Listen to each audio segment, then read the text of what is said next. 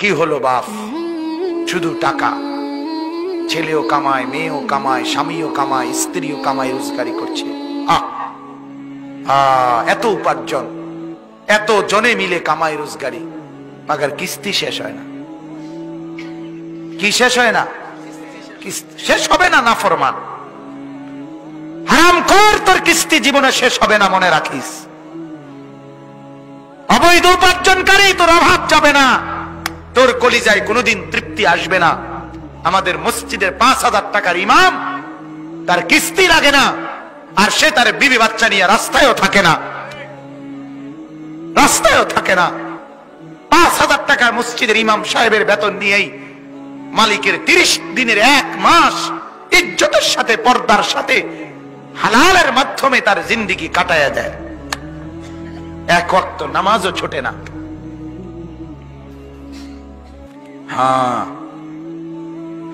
এজন্য আমার বাপ এটা ফিকির করেন, নিজেদের ছেলে, নিজেদের মেয়ে,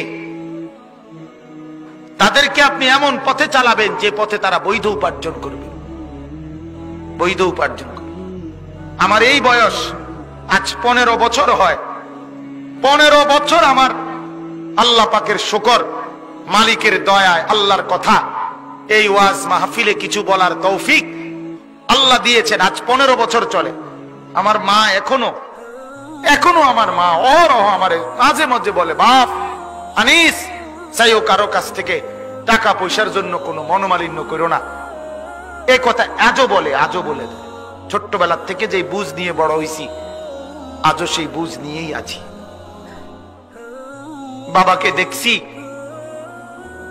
বাবাকে দেখছি অভাবের সংসারে। 27 দিন তারাবির নামাজ যেদিন শেষ হয়েছে, তারপর দিন একটা পাঞ্জাবির কাপড় কিনা দিছে আমারে। ঈদের দিনও সকালবেলা, আমি ঈদের দিন, আজ ঈদ ফজরের নামাজ পড়ে আমি টেইলারের দোকানে দাঁড়ায় ছিলাম। আমার পাঞ্জাবিটা তখনও সেলাই হয় নাই। আমি ঈদের নামাজে যাব কিভাবে? আমি সেই অভাবের সংসারে বড় হয়েছি। তারপরও কোনদিন বাপ অবৈধ রোজগারের পিছনে যায় না। এক মসজিদের ইমামতি করছে 43 বছর। আব্বা এক মসজিদে নামাজ পড়াইছে, এক মসজিদে 43 বছর এক মসজিদের ইমাম ছিল।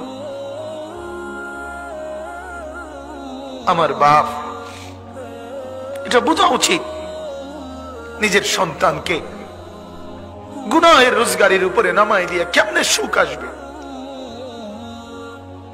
নিজের ঘরে হারামের, সুদের টাকা, ঘুষের টাকা, চুরি টাকা, ডাকাতির টাকা, ওজনে কম দিয়ে ঠকবাজি করে, প্রতারণা করে, মিথ্যা বলে, ধোঁকাবাজি করে, নেশার সামানা বিক্রি করে, মদের উপকরণ বিক্রি করে, জুয়ার সামগ্রী বিক্রি করে, মানুষকে ঠকাইয়া, প্রতারণা করে, মিথ্যা বলে যে টাকা আপনি ঘরে আনলেন, আপনি অনেক মানুষকে কষ্ট দিয়ে আপনার ঘরে সুখ আসবে কেমনে